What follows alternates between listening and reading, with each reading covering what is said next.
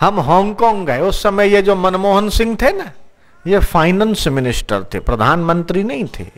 और तब की मैं बात बता रहा हूं, कई साल हो गए।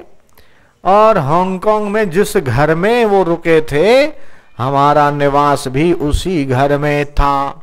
और जिस सेठ के यहां हमें आमंत्रित किया गया था, उसके घर में तो सोने के नल लगे हुए थे। और 1,10,00,000 की रोल्स रॉय, दुनिया की महंगे में महंगी गाड़ी उनके पास 2 थी। और वो गाड़ी भी मैंने चला के देखा और कहा कि स्वामी जी इसमें गिलास पानी का भर के रखो और चलाओ और एक बूंद ढुलेगा नहीं। मैंने कहा भाई मैं सुना सुनी कहा कहीं पे भरोसा नहीं करता, मैं तो गिलास भरवा के फिर रखाऊंगा। और मैंने गिलास भरवा के गाड़ी में रखवाया, फिर देखा कि ढुलता है कि नहीं ढुलता। हाँ, ये प्रत्यक्ष करके देखना चाहिए। और वो भी हमने चला के देखा। और ऐसे ऐसे धनवानों को जानते जिनका तो सालाना करोड़ों करोड़ों रुपए का टर्नओवर है, 500 करोड़, 400 करोड़ का। लेकिन ऐसे सेठों को भी हमने हमारे कदमों में फुट फुट कर रोते देखा है, आंसू बहाते देखा है। तो मानना पड़ेगा कि सच्चा सुख पैसों में नहीं है, सच्चा सुख बड़े बड़े बंगलों में नहीं है, सच्चा सुख महंगी महंगी गाड़ियों में और ये हीरे मोती की ज्वेलरी में भी सच्चा सुख नहीं है। न शादी में सच्चा सुख है, न मकान में है, न महलों में है, न भवनों में है। हमने राष्ट्रपति भवन में भी शंकर दयाल शर्मा से नजदीक की भेंट की, उनके जीवन को भी मैंने देखा। उन्होंने भी बड़ा अच्छा स्वागत किया हमारा, काफी नम्रत और संत सेवी थे। लेकिन जिनको मैंने भगवान की भक्ति से युक्त देखा, वो झोंपड़े में भी रह के जो सुख में रह सकता है, वो बड़े बड़े महलों में रहने वाले सुख में नहीं रह सकते। इसलिए भगवान का भजन करना चाहिए और संतों का संग करना चाहिए। तो आप गाइए, बिना हरि का नाम लिए, बिना हरि का नाम लिए, पाया किसने आराम कहो।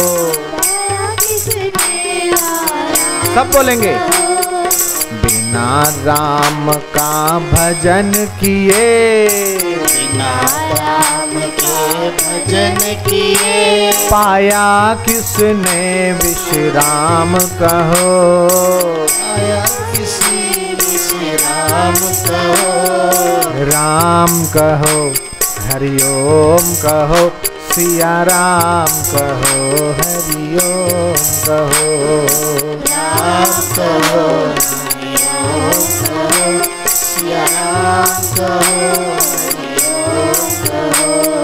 हरि हरि ओम, हरि हरि ओम, हरि हरि ओम, हरि हरि ओम, हरि हरि ओम, हरि हरि ओम, हरि हरि ओम, हरि हरि ओम। तो एक दोहा है, उसका उच्चारण करेंगे।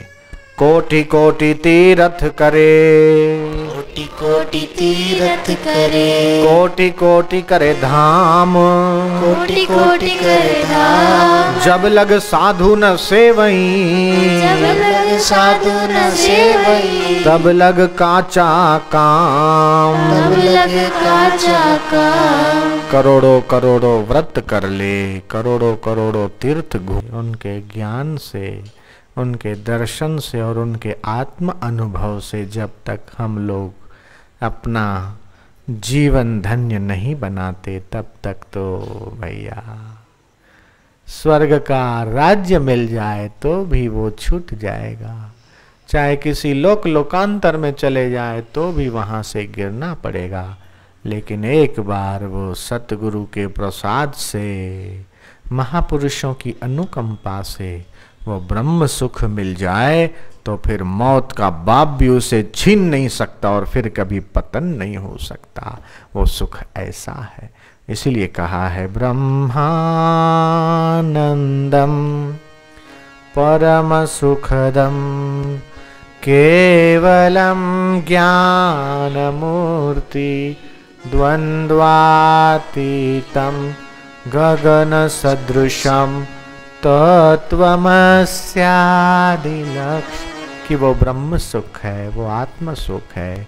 तो आप लोग बहुत भाग्यशाली हो कि आज आपको संत दर्शन और सत्संग का सौभाग्य मिल रहा है।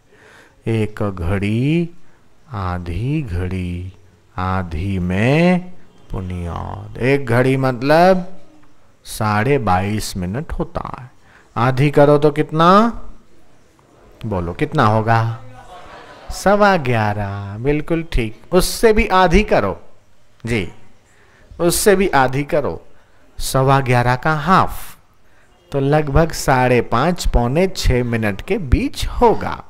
इतनी देर भी अगर श्रद्धा से, प्रेम से, भक्ति से और अहोभाव से किसी संत महापुरुष के चरणों में बैठकर सत्य स्वरूप परमात्मा को छूकर आने वाली उस अमृतमयी वाणी का आप श्रवण करते हैं तो आपके करोड़ों करोड़ों पाप दूर हो जाते हैं, ऐसा महापुरुषों ने कहा है। और उनके वचन पर विश्वास करके आप चलते रहो, चलते रहो। चरे वेती चरे वेती। तो तन से सेवा कीजिए, तन से हमें सेवा करना है। मन मिला है तो इससे भगवान का भजन करना है। और भगवान ने रुपया दिया है, पैसा दिया है तो केवल अपनी बीबी, अपने बच्चे, अपनी कोठी, अपना बंगला, अपना ऑफिस के पीछे तो खर्च किया, लेकिन परमार्थ में भी खर्च करना चाहिए। तो इससे धन की शुद्धि होती है। तो दान का महत्व है। कलौ दान की महिमा। कलयुग में दान धर्म होना चाहिए। तो कई धर्म वाले अपनी कमाई का 10% दान करते, कई 15%, कई तो आगा खान वाले मुसलमान धर्म में तो 30% दान की परंपरा है। तो हमें भी कुछ प्रतिशत दान का संकल्प लेके और दैविक कार्य करना चाहिए। कोई बाल संस्कार केंद्र, कोई सत्य साहित्य अपनी ओर से बांटने की सेवा। जैसे कंपनी वाले दिवाली पर गिफ्ट पैक बनाते और सबको देते गिफ्ट ताकि हमारे रिलेशन अच्छे रहें, तो साधकों को अंदर ही अंदर गुरु भाइयों से और गुरु बहनों से और समाज में आध्यात्मिक रिलेशन बनाने के लिए किसी को संत की पुस्तक दे दी, तो किसी को उनकी सीडी दे दी, किसी को कुछ दे दिया, किसी को कैलेंडर पकड़ा दिया। इस प्रकार हमें अपने आध्यात्मिक संबंध बढ़ाने चाहिए, क्योंकि आध्यात्मिक संबंध परमात्मा को लेकर होते हैं। सास ससुर के साथ संबंध तो पारिवारिक है, नाती दोती जेठानी देरानी और ये सारे संबंध तो ठीक है, और उसमें तो दरारें पड़ती रहती है। बाप बेटे के संबंध में भी दरार पड़ती है।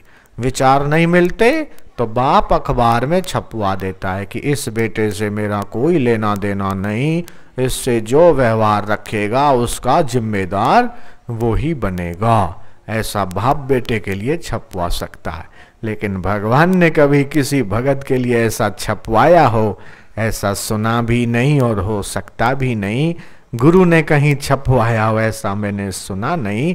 तो गुरु और शिष्य का संबंध ये ऊंचा है। एक होता है खून का संबंध, बाप बेटे का, माँ बेटी का, ये संबंध तो खून के संबंध है, दादा दादी नाना नानी। लेकिन एक होता है भाव का संबंध। तो खून के संबंध से भी भाव का संबंध ऊंचा है। जैसे राम और हनुमान का संबंध, कृष्ण और अर्जुन का संबंध, ये खून का संबंध नहीं है, ये तो भाव का संबंध है। तो भाव का संबंध खून के संबंध से ऊंचा उठ जाता है। तो आपका हमारा संबंध वही भाव का संबंध बन रहा है परमात्मा के नाते। तो ये संबंध अमर रहे और ये संबंध हमारी और आपकी उन्नति करता रहे।